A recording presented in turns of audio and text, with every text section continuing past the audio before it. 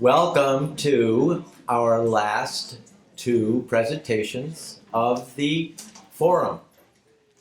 I'm going to go over some of our MakerSpace findings, but I also have something that I'd like to try to do before we fit in our last panel, because I think you saw in your packet the final activity. Let's see if I can get this closed for a second.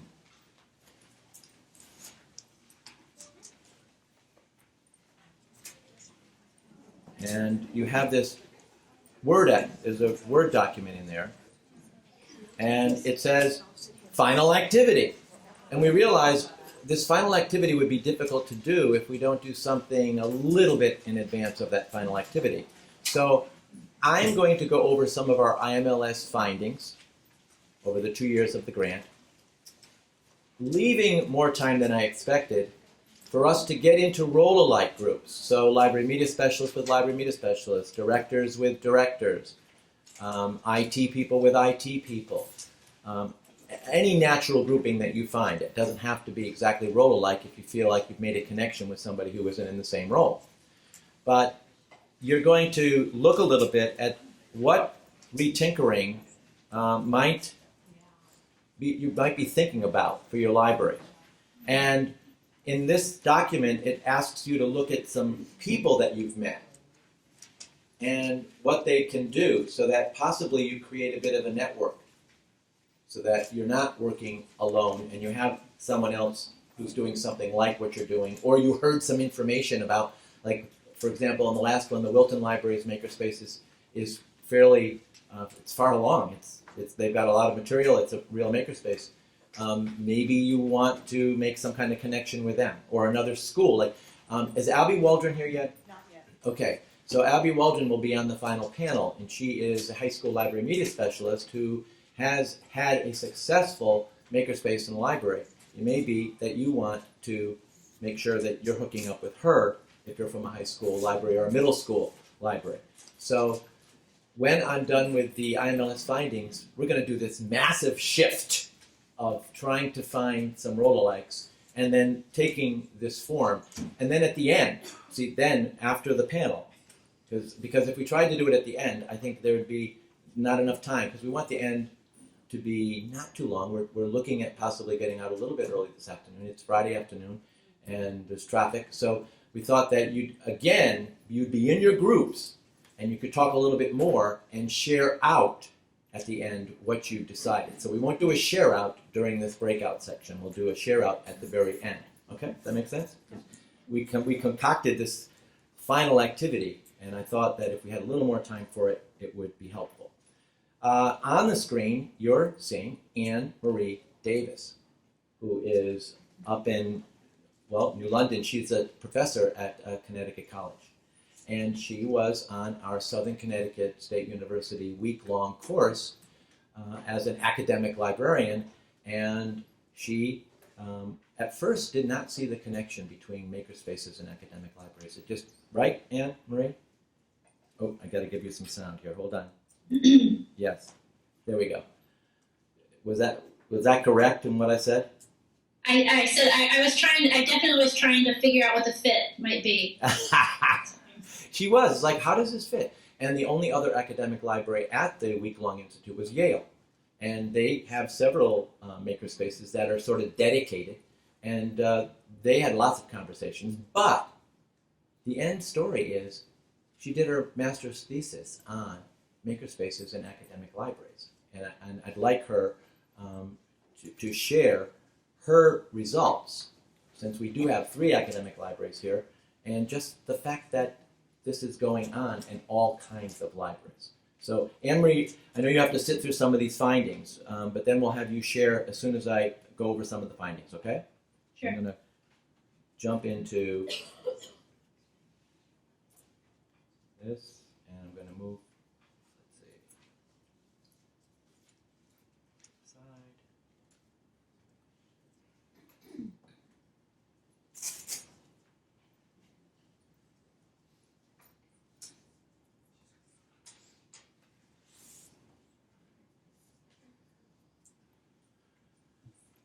Okay. some of you know what I'm trying to extend my,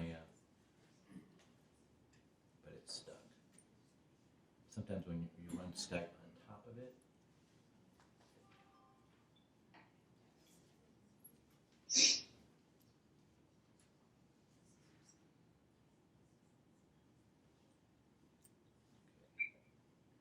Yeah, you probably could do upper right, Right. because you've got the templates. Right. There we go. I got it. So I actually have her now, so I can move her over here. Right there. Okay. So what have we learned from having an IMLS grant and having the luxury of being able to bring in a lot of resources, a lot of materials, and a lot of people who've been paid? Well, we learned, first of all, that we could do it without that we had a MakerSpace for 1 year running on donations and running on our existing staff. We had no extra staff. We believe that's one of the reasons we got the grant, because we weren't asking to start it, we were asking to do more with it and to use it as a model. So we were happy that we got as far as we did without a grant. The grant changed the nature, though, of everything that we could think about. So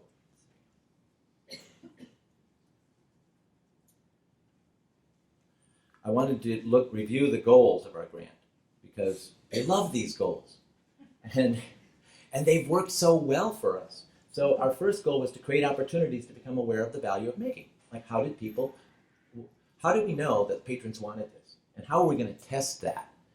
Provide experiences in which participants gain knowledge of new technologies and making. Attract and maintain a broader audience of patrons who are engaged in making. So that was one of our goals. How can we get more teens? That was specifically one of our goals. How can we get more kids working with older people? So create an intergenerational situation. Goal 4, provide opportunities for participants to recognize and provide feedback that making is an important component of a contemporary library. And goal 5, produce experiences for participants to demonstrate advanced innovation skills. And 6, design experiences for library leaders to recognize the importance and use of the MakerSpace concepts of participatory learning. And you are that goal.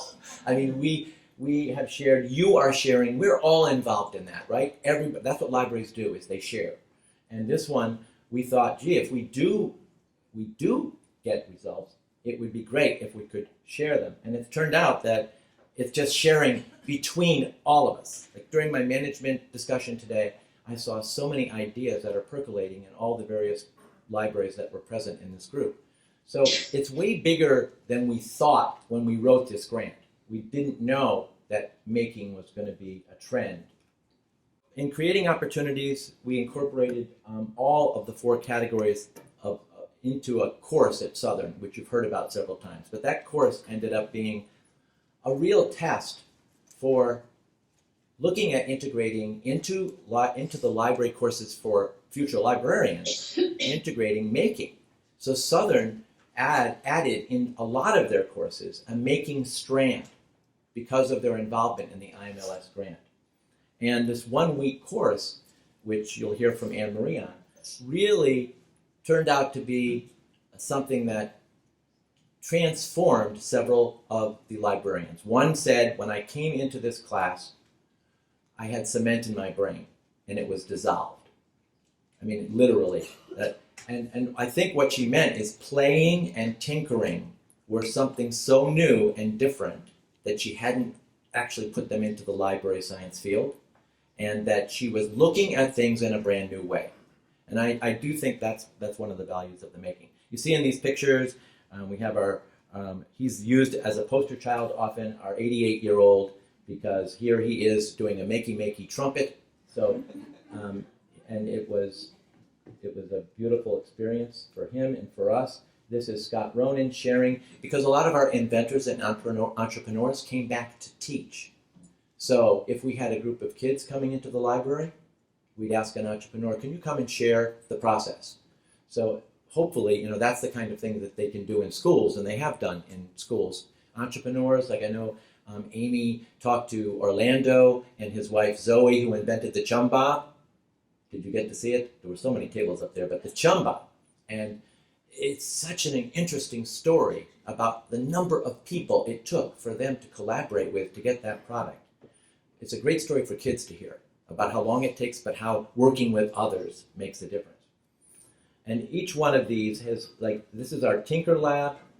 The fact that we put Tinker Labs in for school vacations, and we brought in over 200 kids in our vacation periods, which was an extended and more in-depth program, because it wasn't just one, it was 5 in a row, it was a series. And I think that's different. It's not just a storytelling session, it's not just a craft session, it is a series which is with an attempt to go deeper each day into the concept, and there's more learning potential in it. The Arduino, who did Arduino today? Okay, so I heard from some of you that it was, truly, it can be a aha moment. I love it when I had my Arduino aha moment. Literally, I remember when it happened. I went, oh, this is what's big about the Arduino. It's got code. You can actually understand how things work around you.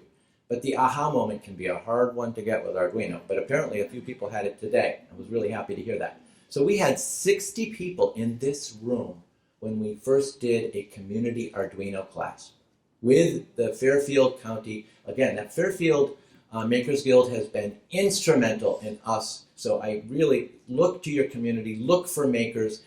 They want to be involved. They can help.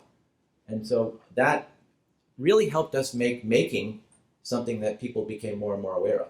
You know, every time we had another class, like 60 people, right? They're like, oh, making isn't just 3D printing. You know, making is robotics, making is coding, making is Arduino, making is Raspberry Pi, making is cardboard, you know, all of those things. So we kept looking at different ways of creating opportunities, and this is our Southern course. This is our Innovation Lab. There's Margie. This is when the Innovation Lab just started. Now, in 2013, we did a survey, and in 2015, we did a survey so that we could do some comparing. And now, some of the surprise is that there's still people who aren't familiar with the idea of MakerSpace. It's hard for us to believe. But when we were at the Blues, Views, and Barbecue Festival, right outside in the parking lot, there were a couple of Westport residents that came by that did not know that we had a 3D printer. We can't even imagine that you're in this community and you don't know we have 3D printers, because over 2,000 people have been trained. So it just seems like everyone must know, but they don't. So in 2013, 54% said that they were not familiar with the idea of MakerSpace. In 2015, 28% still weren't familiar. But look at that change. It's a big change. And have you ever visited the MakerSpace in the Westport Library? In 2013, there were 47% said yes, 53% said no. This time, 72% said yes, and 28% said no. So there's definite change. Having different knowledge, having participants gain knowledge of new technologies in making. Some of you did wearable technology today, and you know, everyone. I love the way people were. Some people aren't sewers, but look at the niche that is created when you have these different maker activities for different audiences. And so here we have a sewing event. We have 3D printer teaching. This was actually the Southern course when little Henry was teaching the students in the library course. And Mary Brown with Balaam Soto. How many people had a workshop with Balaam? Quite a few. He's from Hartford, and we'll see him tomorrow at the Maker Fair, those of you who are going. So one of the big takeaways is this maker in residency. You know, we all know artists in residence, right? Works beautiful. But makers in residence as artists in residence, they change the nature of what we thought making was by having, say, Melissa Slattery, who was here yesterday, showing her collage book. That is our first digital book in our collection. If you go and look in our collection and search on Melissa Slattery, you'll get a digital copy of that book that we uploaded. But they were all very different. I mean, this Ed Kalin, who was not here yesterday, an MIT graduate who is the co-founder of the Fairfield County Makers Guild, he created all-sky cameras using PVC piping and webcams, but he experimented with 3 different models. And the people would walk by and they'd get involved. They'd just ask him questions. They'd see how he was working with it. It's a thing you put on your roof of your house or on the roof of the library, and it monitors bird migration, monitors air traffic. It takes pictures at whatever speed you set it at, but it's high speed, so you can watch the night sky or the day sky at very high speed. And you can program it to look for certain patterns. Oh, who knew? But the thing is, we got this opportunity through a makerspace in Hawaii, Maui Makers, to find that we got an email. We are looking for makerspaces to write grants for amateur scientists to take data and make it available to NASA. I'm like, oh my, what? I said, we're not that kind of makerspace. But then I said, wait a minute, Ed Kalin. So I said, Ed, do you think you might be interested in helping the Space Gambit group? They're connected to the Maui Makers. Would you? So he came with this guy from SLU. Do you know SLU? SLU is an amateur scientist group based in Hartford, which is international. Which, if you're a member, you get to use telescopes in the Canary Islands and Australia for free. It's part of your membership, and you get to observe the sun. You get to look for asteroids. Right? They're amateur scientists. So anyway, Ed Kalin came, met with the guy from Maui, and met with the guy from SLU, and he was hired to write this $14,000 grant called Space Gambit, got the grant. Well, Ed Kalin now works for SLU. So it's just one of those examples of economic development, of connecting, and of, like, we had SLU here on December 21st, the night of the, what is it called? Not the equinox, but the solstice. And they had the telescope on the sun from Australia. So we were watching the sun from this famous scientist who wrote like 7 books that we have in our collection on science. And they came and did a presentation, and there were something like 300,000 people live on the website. So it was just an interesting collaborative between the library, just being a host of SLU. And SLU's in Connecticut, so if you're interested in looking them up, they do things like this, and it could be good for schools or other libraries. So each one of these has a story, and if I go through every story, we'll be here all day.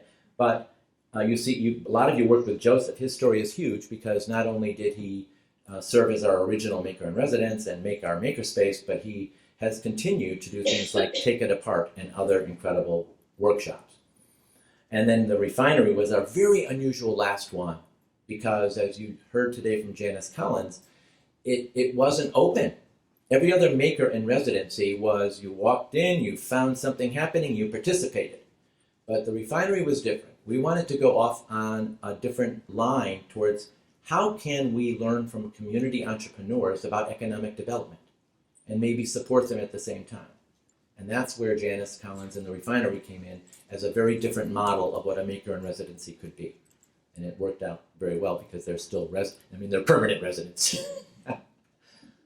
So a broader audience, we didn't make a lot of change. We went up in female attendance.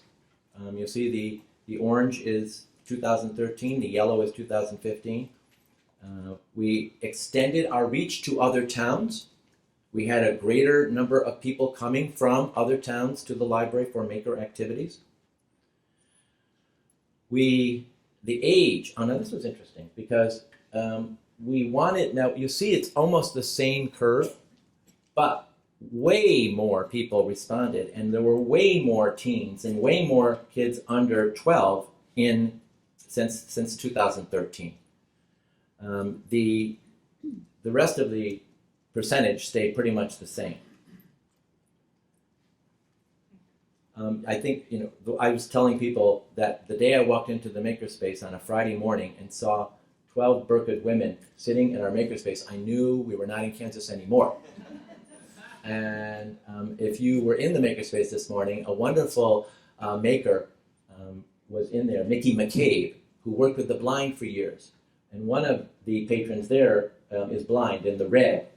And she works on creating Braille literature, which is there's a huge market for. And they brought many Islamic books to see if she could begin converting them into Braille. So it was, connections that you just can't imagine. These are the Russians visiting. So we had Russians visit who eventually invited us to come to Moscow, where we did training on robotics to 50 international librarians in Moscow. So it's it reaches out way beyond, first it starts in the state, but then it goes nationally and internationally. This little girl here playing with the Makey. A lot of people don't like to see the fruit on the Makey, but I love it because it just draws people. You can play Twinkle Twinkle Little Stars, and it's just something that is fascinating. She was only 2, I think under 2 right there. And that was at the Blues, Views, and Barbecues Festival. So here, what's your main goal in visiting? I thought this was, so back in 2013, 7% said the main goal was to come to the MakerSpace. And in 2015, 35% had come to the MakerSpace as their main goal at the library. That was a huge shift. On this one, 382 visitors participated in the survey. So we were looking at return visitors. A lot of people coming to the MakerSpace are return visitors. It does create a draw for people to come back. 52% felt a MakerSpace was important as a component of the library. 51% felt a MakerSpace creates a more inviting and interesting library. 49% felt a MakerSpace provides access to opportunities many in the community might otherwise not have. So that was a huge change from below 10% on each one to 49, 50, 51, and 52%. We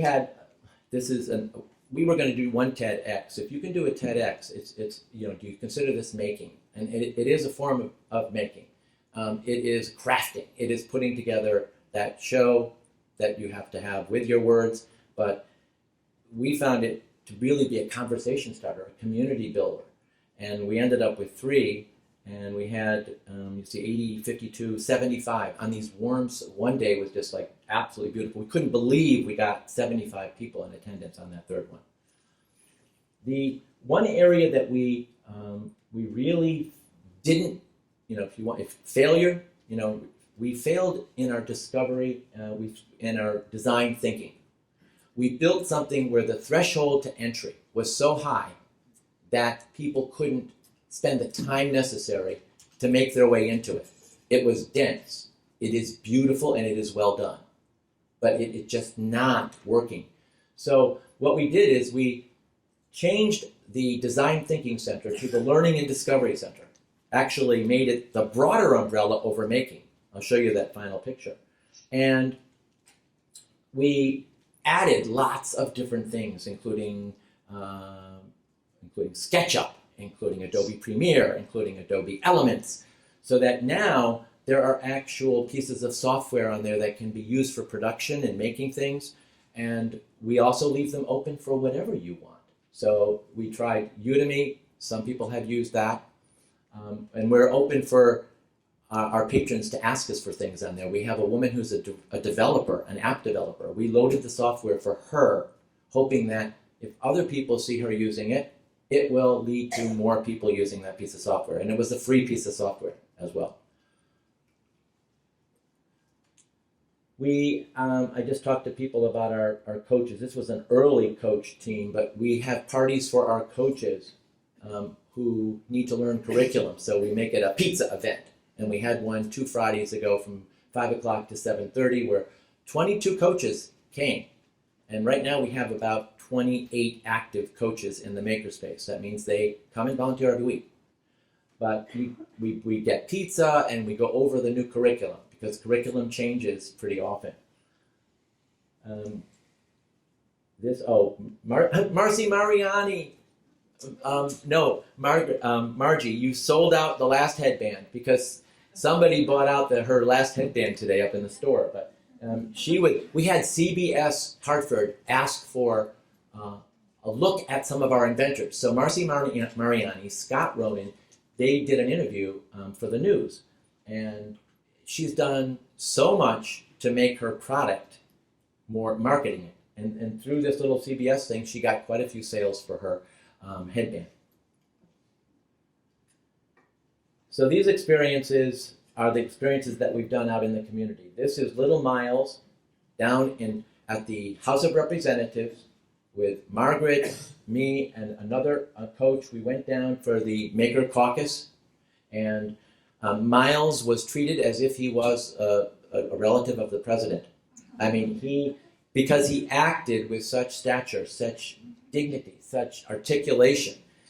He was greeted like he was some royalty. It was wonderful. He worked with the robots. He worked with Makey. He just loved sharing. And a lot of the kids that end up in the MakerSpace and the adults, that's what they like to do. They want to share. They need a platform for being able to share. Here, Alex and I did a presentation at ALA in San Francisco on the use of the robots. And we had quite a few people who actually are going to buy the Now robots. And here, I'm trying to think where that is. Can't quite pick it out. It's not Russia. So, our learning and discovery. Here's the new model. This is how it's evolved. Our MakerSpace philosophy, I've told many of you, was based on our bullseye, where the outside of the circle was creative arts, the next one was industrial arts, the next one was innovation without technology necessarily, and the center bullseye that we focused on for the first year and a half was innovation with technology. Because at least the way I see the maker movement, that's where the change is. That's where the entrepreneurialism is. That's where the new is. But the reality is there's a lot, your constituency wants more than that. Not everybody wants technology with innovation. They want recreational making. They want upcycling, use of wood, textiles, and community-driven projects. We need more online learning. So we started breaking it up into what other aspects were that we could focus on that our community has requested. And we put it under the umbrella of learning and discovery. Now you see this line that says middle, the middle? That's non-service points. The middle is any place that's a non-service point.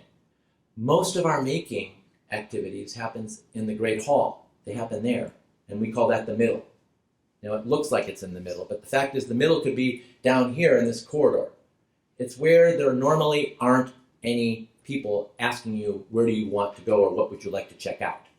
So the middle is where we're trying to use a lot more space for creating participatory learning experiences in the middle, wherever the middle is. And our middle in the Great Hall is where most of it happens right now. Economic development is another one that cuts across all of these.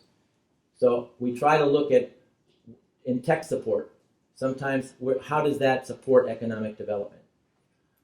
In like live and recorded streaming, which we have streaming today, right now. It's been ongoing. A little problem yesterday, but it got fixed today. With Linda, with ways that MOOCs, how we could maybe expand how we connect with the schools or with other public libraries in a virtual way, I think are things that we're trying to figure out right now, especially between schools and public libraries. If we could get some virtual hookups, some things that would bring us closer together and let us communicate, it could be a great way to establish new routes to work with schools. So, in a nutshell, that is what we've learned over the 2 years.